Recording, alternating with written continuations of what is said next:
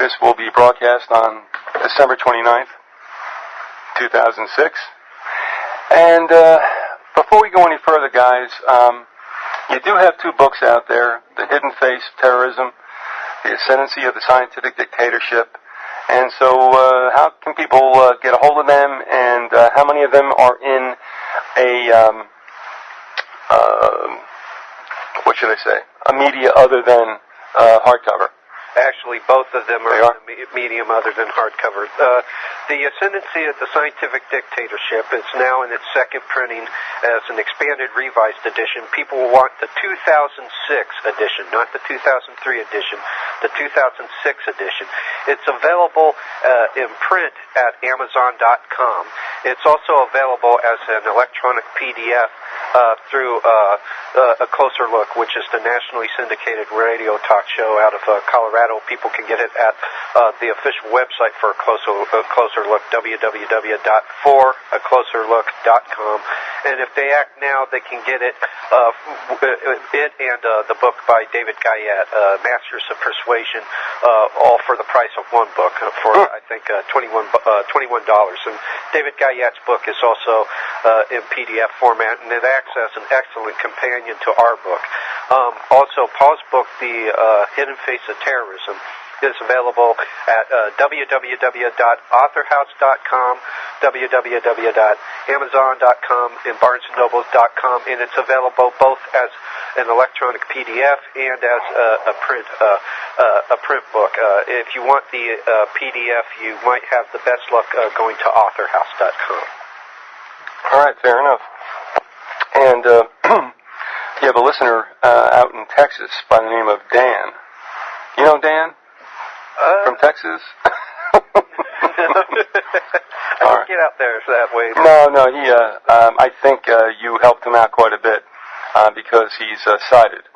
Oh. And he badly wanted to be able to access your books, and obviously that made it possible. Certainly. Doing the PDF situation. So, all right, I don't want to spend a lot of time on it, but just to go back to it, with regard to, first of all, I mean, and this is kind of going to be like a lightning round type of thing.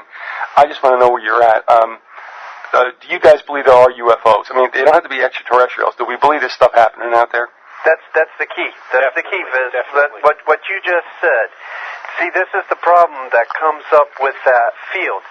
Acknowledging the existence of the phenomena and that the phenomena is legitimate is not the same as espousing a belief in life from other planets.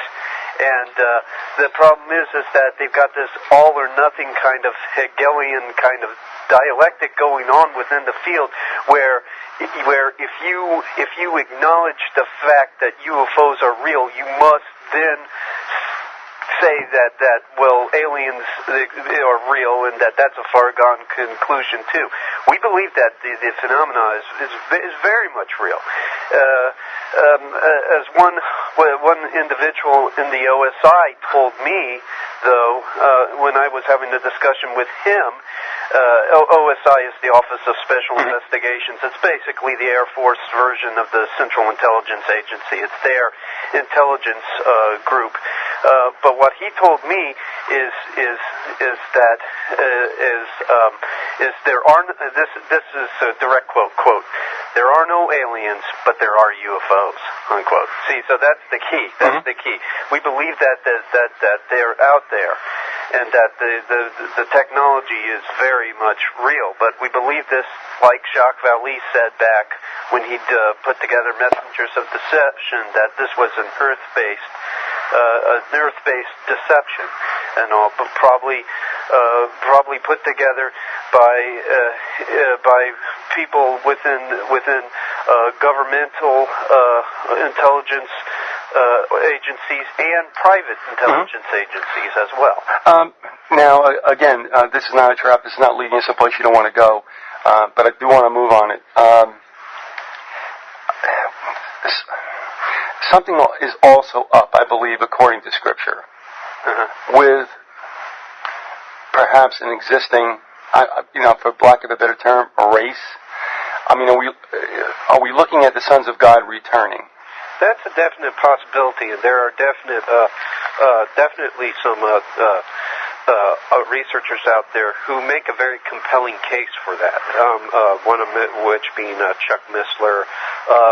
Tom Horn does some work into the area as well. The possibility that these beings might actually be the Nephilim.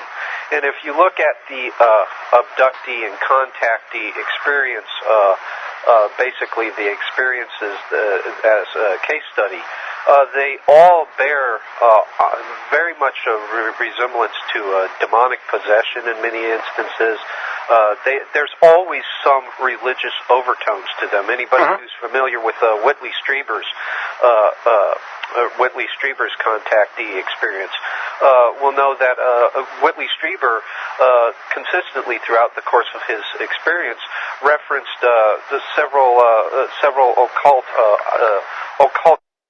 concepts of the mystery religion. And while when Strieber was going to college in London, he did a film over the Process Church of Final Judgment. Nobody knows what his position and what his take on that group was, but we would know that from the better studies and research done over the Manson family that was the London-based satanic group that basically Patricia Krenwinkel, who was one of the family, and ran into when she was at the spiral staircase in Topanga, the Topanga Canyon area, and basically the family from that point on, and probably earlier, but definitely from that point on, became involved with the process, and Satanism became a permanent fixture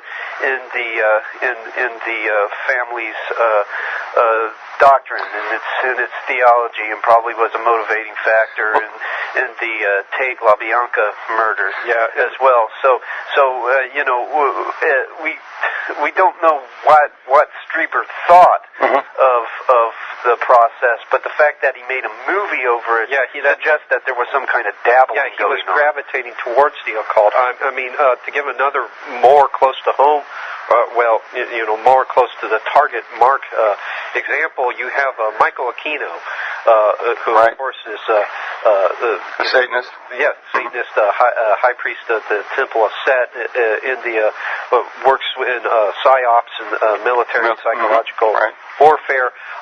His group claims to be in contact with an extraterrestrial being that they call Pantechnicon, and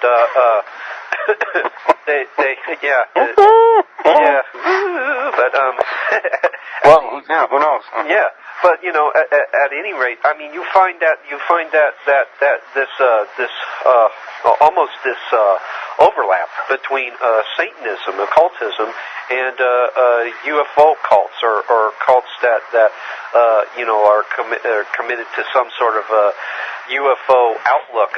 Scientology is another example. Of course, Scientologists claim that Muhammad was given a majority of his doctrines via alien implant. And of course, the Scientology is from whence the Process Church, the satanic cult of the Process Church, sprung. It basically arose as a result of a schism within Scientology. So there's this occult element there, and it's very much deeply embedded in the UFO community and in the UFO phenomenon. We just really want people to really pick up on the aspect of the human aspect of the deception. That's why we went on so much about the intelligence community and the fact that there were people that real human beings involved behind this, and we didn't strike so much at the occult themes. We know that they're there, but it's important that people realize that there are human beings behind this as well, because we've allowed the population has allowed themselves to become too open to the incredible and to the amazing, to the point where any Vegas mind freak kind of Chris Angel kind of individual can come along and concoct or invent some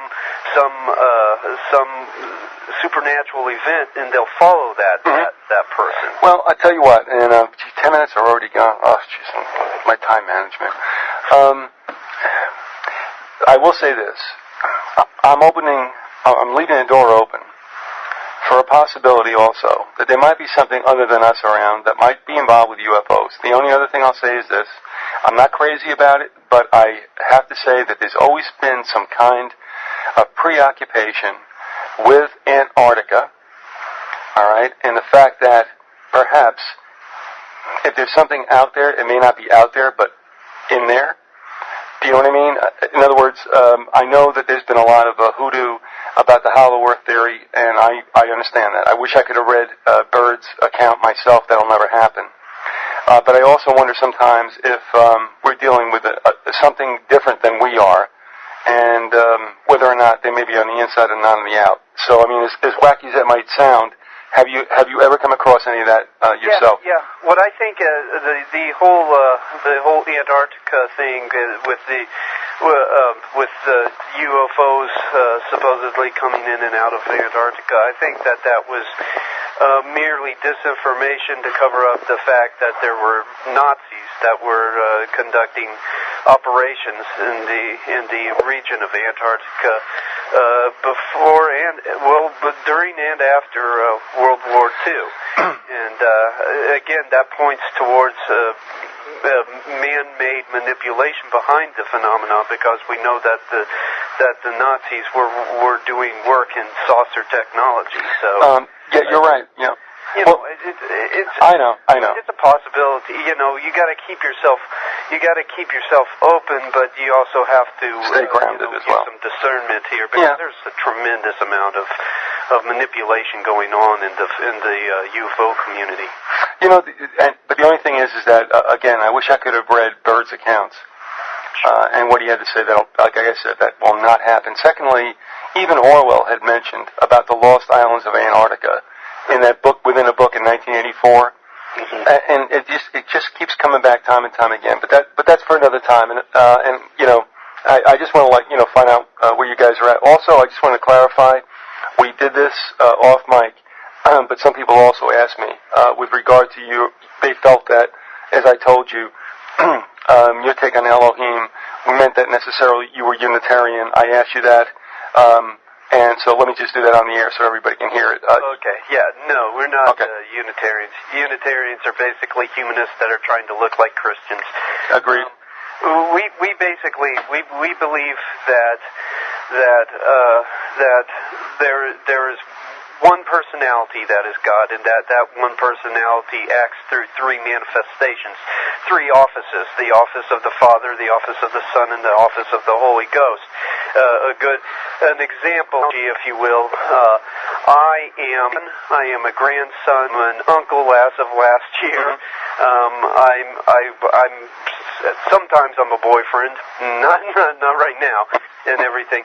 These are all, and I'm an employee of a certain place that I work, the place where I work. Those are all titles that I hold, but I'm still only one person. Only one name. My name is Paul Collins. And all the same principle holds true with God. He works in the office of the Father. He works in the office of the Son. He works in the office of the Holy Ghost. But he has only one name, Jesus Christ. And when you look at the Great Commission, Jesus says, "Go and baptize in the name." Singular, not plural, the name of the Father, the Son, and the Holy Ghost. And then in the book of Acts, they proceed to baptize in the name of the Lord Jesus Christ, which follows, according to our opinion and according to the way that we see, that the name of the Father and the name of the Son and the name of the Holy Ghost is Jesus Christ. So no, we're not okay. Unitarians. All right. So you believe in a triune God? Can I say that? Well, we believe in a God with three offices. Okay. Yeah. One personality. I guess you could call it a triune manifestation, really.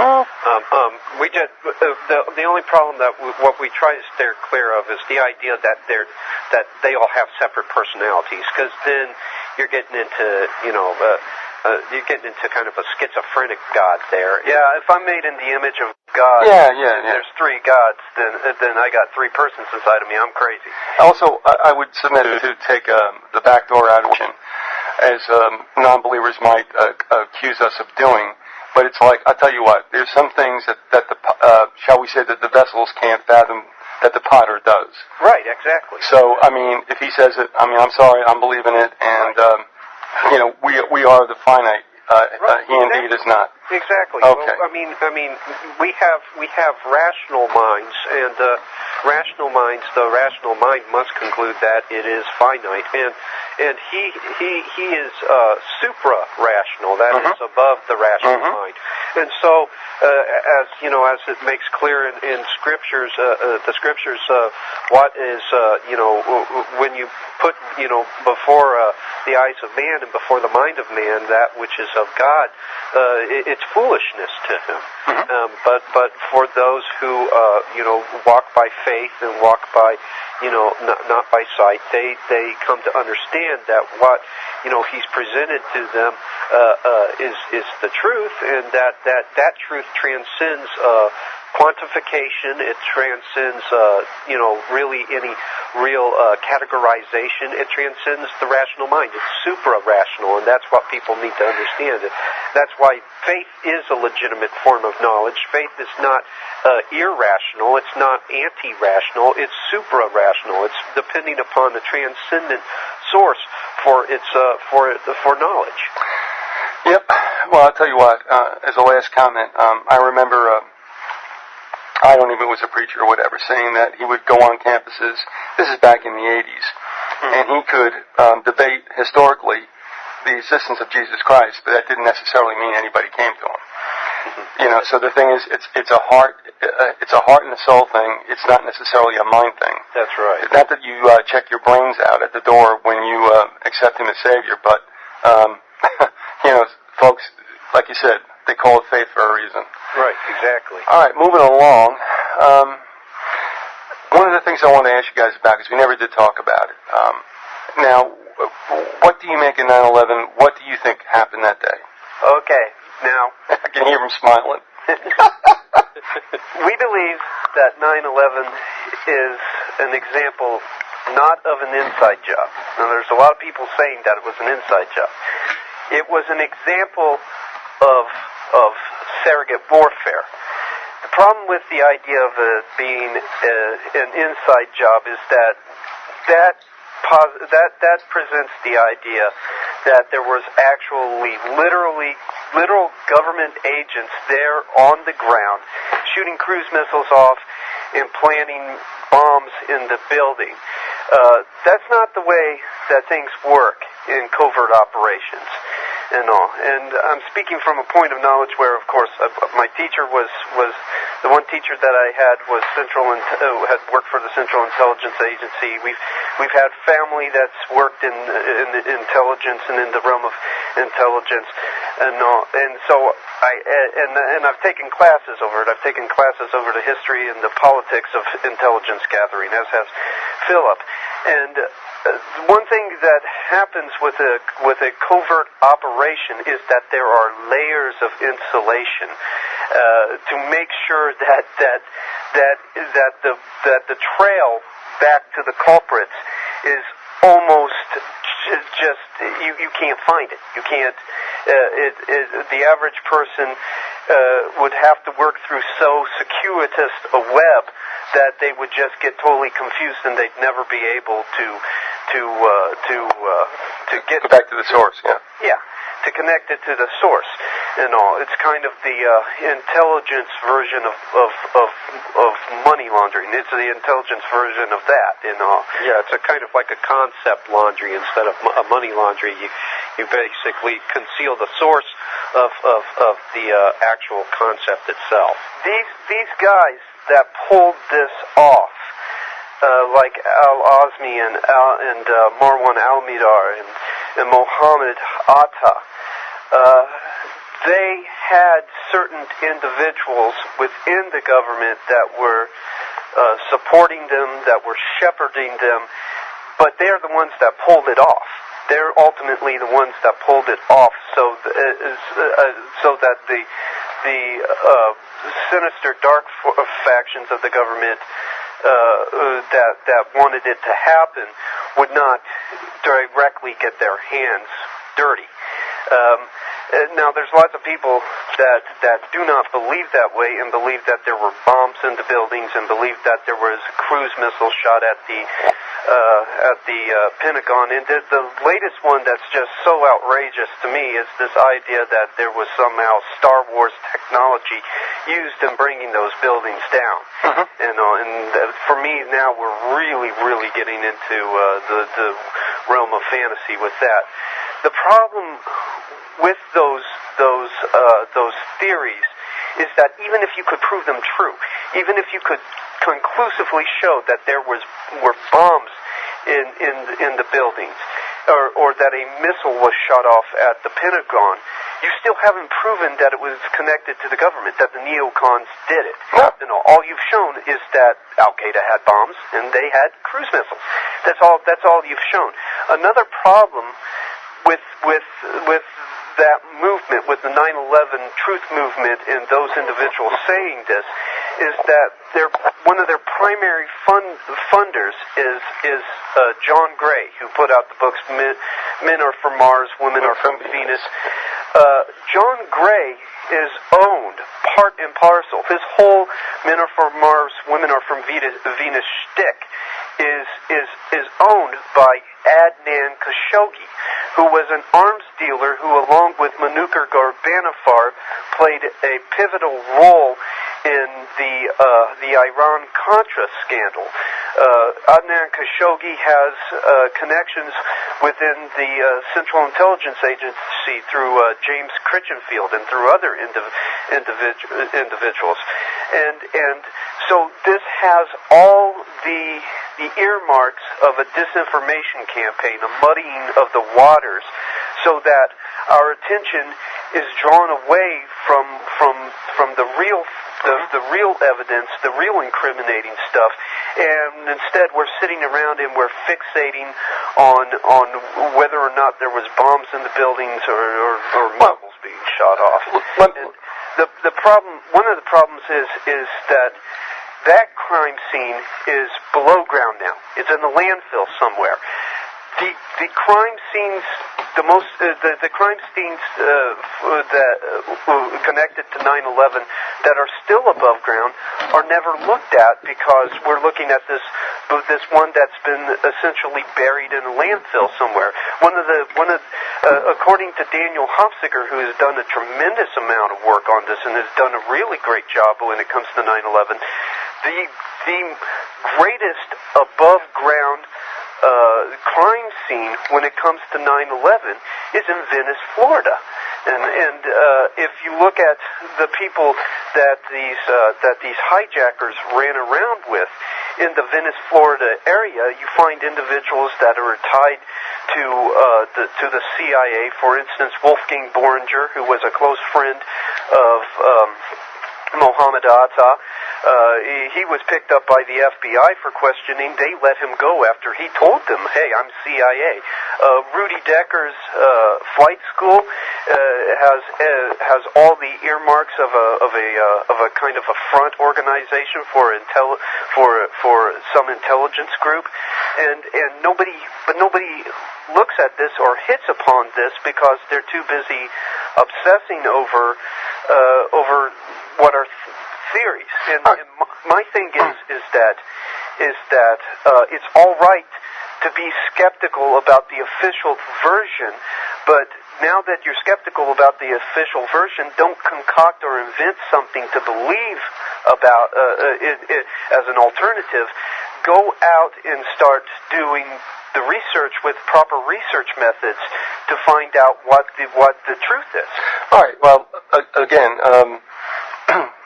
let me ask you this, because I mean, no matter how it goes down, what was the end game for what took place on 9/11, as you can also look at what happened in Spain, and also in Bali, and also in England. But I would say this. Planes don't disappear, no matter where they fall from, no matter how hard they hit the ground. And I've never seen 2 skyscrapers burn to the ground, except in New York City. Okay, so I mean, dealing with it from a part of physics, and I don't blame it. I don't blame this on the Bush administration. I mean, I'm looking back through time, and I'm thinking about triggering events to get people to get behind a war. And you look at Pearl Harbor, which has clearly been stated now that Roosevelt knew, the Lusitania before that, and the Maine before that. So, I mean, I don't blame it on Bush. I don't get it. It's not a Republican-Democrat thing. No. It's a manipulation of people to get them behind something. Right. But as I would say to you, again, guys, though, the planes don't disappear. I mean, my thing is that they did impact. They did hit. For instance, the one individual that said that the cruise missile hit the Pentagon as opposed to a plane. Mm-hmm. That was a part of the book called The Terrible Hoax, I believe was the name of the book, written by an individual that doesn't even live here. Is a guy in France that wrote that. He didn't even travel to the United States and check it out for himself. And we have the morning traffic and just hundreds of people that witnessed a plane smashing into the Pentagon, and we have people that have said that they witnessed it. And I mean, with the towers, when those planes smacked the buildings, those impacts registered on the Richter scale. The Richter scale is used to measure the intensity of earthquakes. So basically what we had earthquakes happening, and it wasn't like the epicenter was somewhere else, and the quake was traveling, losing intensity as it traveled. The buildings were the epicenter. And having lived in California, we lived there from the time we were in 5th grade to about our 2nd year of high school. I can say firsthand, having gone through aftershocks, tremors, through earthquakes, through the whole seismic stew, and all that I know from that firsthand that even the most minor of seismic activity can compromise buildings in a very serious way. Even the most supposedly sound building. With WTC-7. People made a big to-do about it when the truth of the matter is there was a huge hole in the bottom of the WTC-7 and there was a generator under it. So, I mean, like, this building was not really structurally sound from the get-go. It was basically built a certain way to accommodate other buildings in the area, and so when it was hit by debris, it naturally was going to be compromised seriously from a structural standpoint.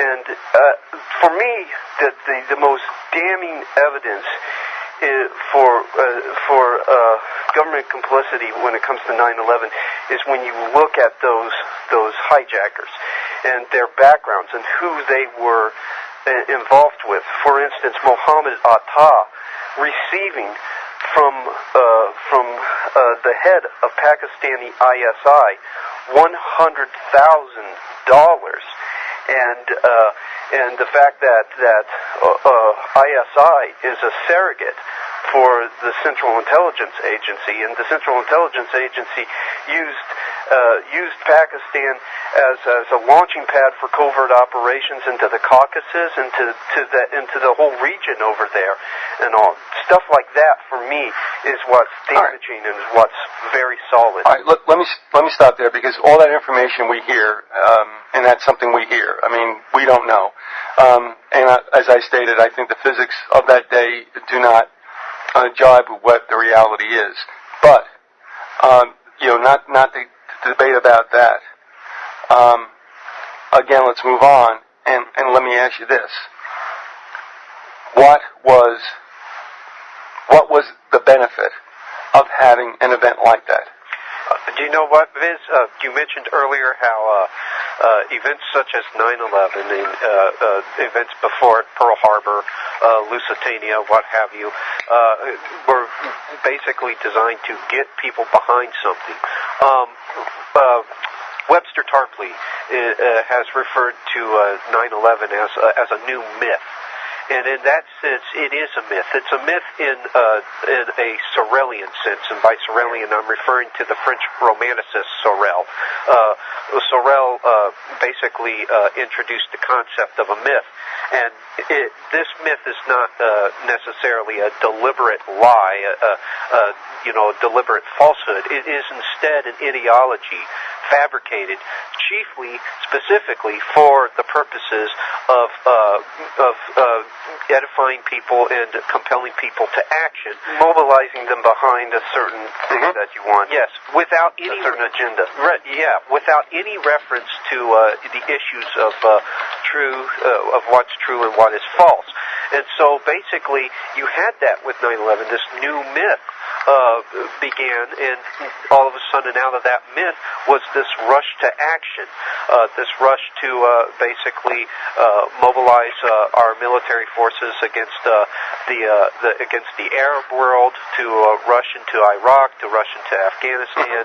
Now it looks like we're migrating slowly towards Iran, and to basically, from Paul and my perspective, to initiate the Western elite's vision for a new world order, a Pax Americana, a unilaterally initiated world government. Because as most people have seen, the neoconservatives who have been basically factored in heavily into this presidency have not been very fond of the United Nations, not very fond of the United Nations model of world government. That being said, that does not make them any less globalist themselves. No. What they are attempting to do is erect not a Pax Universalis as the United Nations has in mind. What they are attempting to erect is more a model of world government that is more along the lines of their neo-Trotskyist, neo-Jacobin ideology. Well, because you guys understand Scripture, and because we all understand what takes place in Revelation, can we not see what's taking place now? No matter what factions are there, but as no matter who's involved, carrying out the plan for Satan to try to set up, I guess, an infinite earthly kingdom. In other words, call them what you may, neocons, elitists, Illuminati. Right. But and this is not a yeah-but statement, but I mean, taking a look, as you well know, which I think, unfortunately, only those who trust Scripture are understanding, and rightly so, are we seeing in our day and time, although it may not come to fruition in our lifetimes, maybe yours, you're going to probably last 30 years more than I. But I mean, are we not looking at machinations designed for Satan to try to set up a kingdom? We would call it the New World Order. We can call it world government. Right. How do you feel about that? I feel that you're right on target with that, in that the neoconservatives, basically, they are closely aligned with a religious sect known as Dominionism, which we've discussed earlier on your program. We have, right. And of course, Dominionism is kind of like this cult of neo-Gnostic jihadists, which believe in the establishment of an earthly heaven. Basically, in Gnostic terminology, emanatizing the eschaton, bringing the end of days to this ontological plane of the physical universe. And so the neoconservatives have been very much committed to emanatizing the eschaton along their own schematics for an earthly kingdom. Meanwhile, you have the secular Gnosticism of communism, of the coming out of the East, the old line communist, which qualify as secular Gnostics. They sought to emanatize the eschaton and bring the end of days to the earth in the form of the workers' paradise, which was a fiction concocted by Marx. And of course, nobody ever knew the indeterminate period at which the state would supposedly wither away and the worldly kingdom of the workers' paradise would arise, but that was the beauty of the deception. The point is that now you have, from the East, you have the neo-Gnostic jihadist of communism, which seems to be on the rise again, especially under Vladimir Putin. And from the West, you have the neo-Gnostic jihadism of dominionism and neoconservatives. Both of these factions, both of these groups, irrespective of whatever little ideological variations they might have, both of these groups are committed to the great lie as proposed by Satan, and that is that you will see the reconstitution of Eden without God. This was one of the inner Areopagites of Adam Weishaupt, of course, who was the founder of the infamous Illuminati. That is, man is made God without God. And of course, this echoes back to an older lie that was whispered in the Garden of Eden to Eve by the serpent. Ye shall be as gods. And I think that this has definitely already been enshrined on a cultural level. Already secular humanism and secular progressivism are just run amok, especially in the West. And humanism basically adheres to the anthropocentric dictum of Protagoras, and that is, man is the measure of all things, thus insinuating that man is the central element of the universe. Man determines what is right and wrong. Man, and of course, any being that is the arbiter of what is right and wrong would constitute God. And this is, again, as Whittaker Chambers, who was a former member of the Communist Underground, pointed out in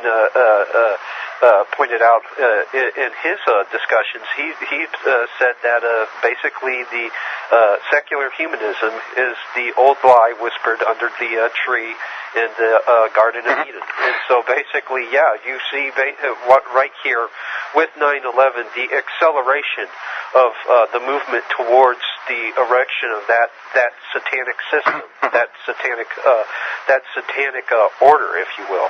In fact, when in scriptures, when it says, I believe in the first epistle of John, to love not the world, when Jesus talks about the world and how the world is at enmity with God, the word for world that's being invoked by Jesus and John and others in the scriptures is the Greek word cosmos, which means an ordered arrangement, a system, and everything, and basically an order, a new world order. That's what we really have there, and to put it into a historical context for the listeners, when Jesus said, "My kingdom is not of your world, not of your cosmos, not of your system," what was the dominant system? What was the dominant order of the time? It was the Roman Empire. Exactly. Which was, of course, an oligarchical system striving towards becoming a world government. What do we have today? We have shadows of the same Roman Empire. In fact, if I may borrow the phrase, we've crossed the Rubicon, so to speak.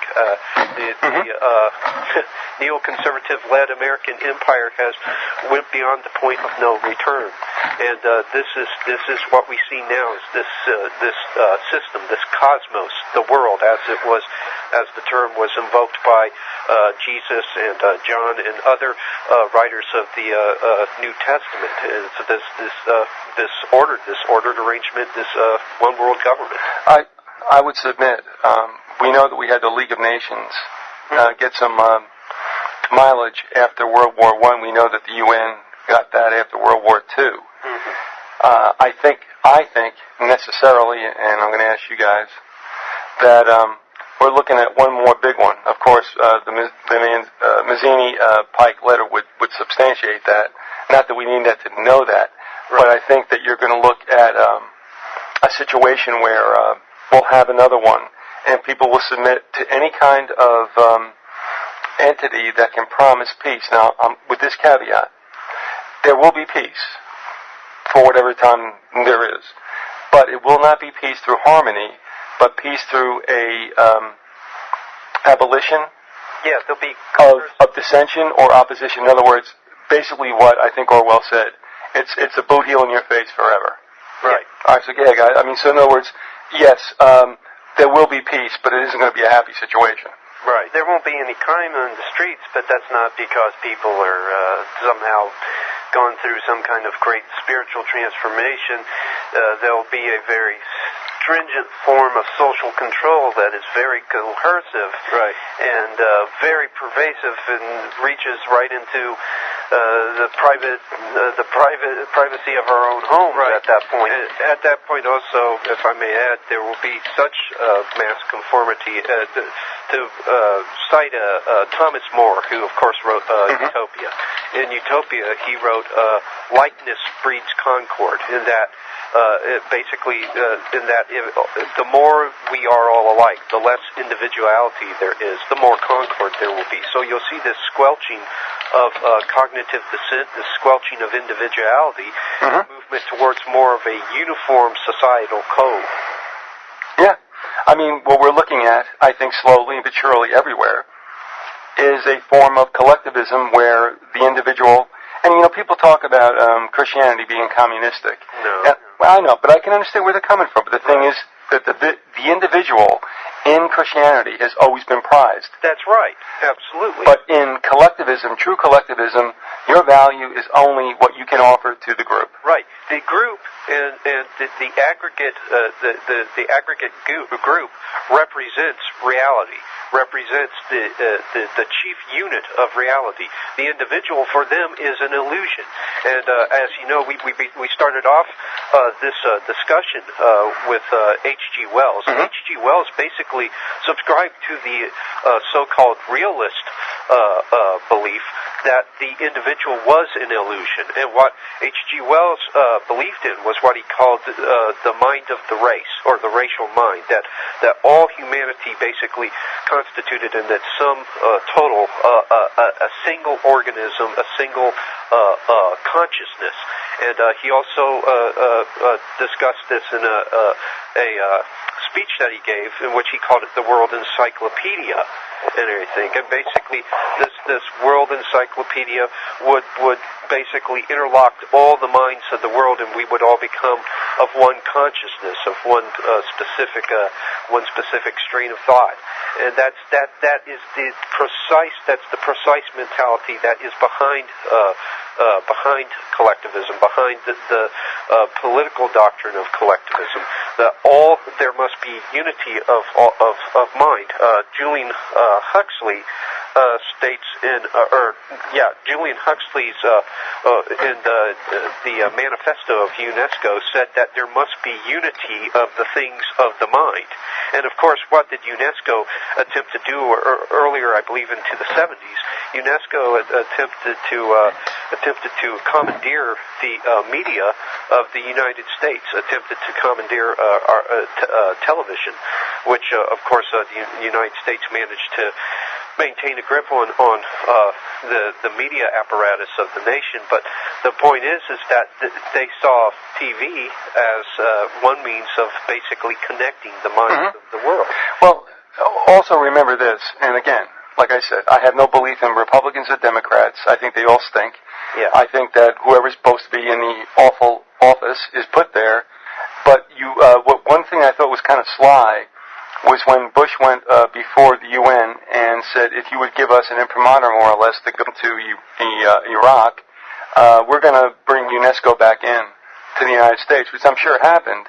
But looking at the education system, can we say that not only our system, but most of the systems around the world are being mostly, shall we say, dedicated or pointed to not really education, guys, but training?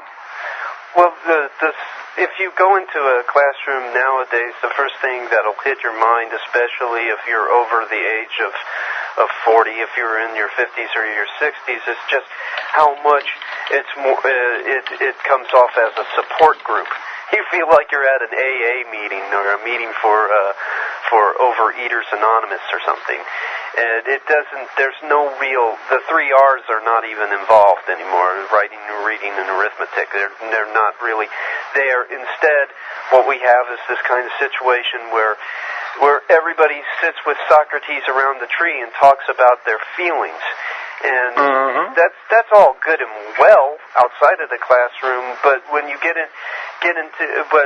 when you go to school, you are expecting to receive something that translates well out in the real world, out in a very highly competitive professional environment, and allows you to get out there and actually be productive and begin to well, it's supposed to be a form of self-empowerment, something that allows you to give you applicable and marketable skills. Yeah, and so so if you go through 4 years of high school sitting in a support group talking about your feelings, and then you get out and you start looking for a job outside of the service sector realm, and you actually want something more than a pizza delivery job, you find yourself really stuck in a very bad place, in a very dead end. Well, I mean, I've sent you the book, Ominous Parallels, and in it, Peikoff talks about the handing over of the education system to John Dewey. Right. I mean, even if you don't trust that book, Lock, Stock, and Barrel, right, you can go outside and find out that Dewey was a flaming communist. Absolutely. So we scratch our heads and wonder, like, how in the world did we allow that to be handed over to him, as well as Bloom, to create, and in fact, when you guys are talking about your feelings, if you've been around, I don't know if you're not education majors, are you? No. All right. If you talk to education majors, they always talk about Bloom's taxonomy. And the highest form of intellectual involvement is synthesis, where you create your own thing. And that all sounds well and good, but I got to send you something from the University of South Florida, and you'll understand what I mean. But the point is, it's that, we're not teaching kids anything. It's nice that you have feelings, but that really isn't a big deal, especially when you're still under construction, as we all were in our high school days. Yeah. So, I mean, all the basic knowledge we would call classic, they would call rote and boring. But that disassociates these kids from any kind of historical attachment to what this country was. And even, it doesn't really promote what you would call critical analysis, to take a look at something and take it apart. They don't do that anymore. No, absolutely not. And it also, like you said, people, they have no sense of history, which I'm sure is very, very much expedient to the goals of the power elite, because what we see, whether, with 9/11 or with, as you mentioned earlier, Pearl Harbor, Lusitania, Reichstag, we see history repeating itself. And what better way to keep, people in the dark than just keep them from the history itself? If you see repetition and you can appreciate repetition, then that should lead you to conclude that there is planning behind events. Otherwise there wouldn't be the kind of repetition that we see. Things would be a lot more random, and it wouldn't. That's why people basically are taught to live in the now and have no sense of what came before, and that's a real key and target behind education. With the time we have left, and let me take a look, and we ain't got about 11 minutes left or so. Regarding predictions, which everybody looks bad at if it doesn't work out well, but with regard to our involvement in the Middle East, and whether that's leading us to a larger situation, which I believe will happen. And recently, that they were talking about some kind of gradual pullout, much like I heard back in the Vietnam days, pre-Cambodia invasion. And then all of a sudden, bang, we went into Cambodia. And of course, as you guys know, that's what led all to the protests. Now, we're looking at a situation where we're thinking about a pullout, and now there's a call-out, more or less, for more military. Looking forward, toward, forward's a bad word, looking toward the next year and the year to come after that, and even into 2009. Do you see the United States military ever extricating itself from the Middle East? No, I think that the elite here that basically that faction of the elite that was behind the Iraq invasion, which is mainly the neoconservative cabal, the neoliberal power bloc, had reservations about that. As a matter of fact, you'll notice that Brzezinski really didn't turn against things. He was very supportive of the Afghanistan invasion because that was basically following the prescriptions that he made in his book, The Grand Chessboard, where you have to secure Eurasia to have a truly global empire. Global empire. Yeah. He started to get upset because after that, when we went to Iraq, because he saw that as tangential. Yeah, kind of a detour. And making people very ambivalent towards the idea of empire. But the faction that did lead us into Iraq intentionally set it up so that we would have to be there for quite some time. For instance, Dick Cheney and Donald Rumsfeld said that Saddam Hussein had not planned a guerrilla war. We now know that that was not true. And Major General Charles Swanwick, who said that he had personally seen where Saddam had placed large arms caches all over Iraq for exactly that purpose. We know that our leaders sent only 150,000 men in, and that's enough to win the war, but it's not enough to win the peace. It's enough for invasion, but it's not enough for occupation. And so what we have now is a situation where Baghdad will start to flare up, so they'll take guys out of the Anbar province, send them over there. They'll police Baghdad for a month or two. Things will calm down in Baghdad. Meanwhile, things will spark up in Anbar. And so it's back from Baghdad to Anbar to Baghdad. The soldiers just get tossed to and fro like that. And I think that was intentional. I think that was completely intentional so that we would have to be over there for a long time. And the reason for our long-term involvement in that region is because of, number one, the oil. We want to secure those oil fields over there in Iraq. And number two, it's supposed to be a launching pad for invasions into Iran, into Libya, into Syria, the whole region we want to take. So there's not going to be a pullout, and all that the Iraq Study Group really did was meant to mend fences and try to repair the rifts between the different factions of the Western elite, but it's not really going to come up with a real solution to the Iraq problem. What I see happening with Iraq, like I said last time, is either balkanization, breaking it up into different groups, and then in a very Machiavellian way playing those different new countries off of one another, or a strong man just like Saddam Hussein. And Saddam Hussein, most people don't realize this, but Hussein was one of ours, going all the way back to 1959 when he was part of an assassination team that was supposed to kill Iraq's prime minister at the time because of him trying to pull Iraq out of the anti-Soviet Baghdad pact. All right. So we'd have just another puppet in there. All right, we got about 6 minutes left, and I want to get this out there because, as I said, we're short on time.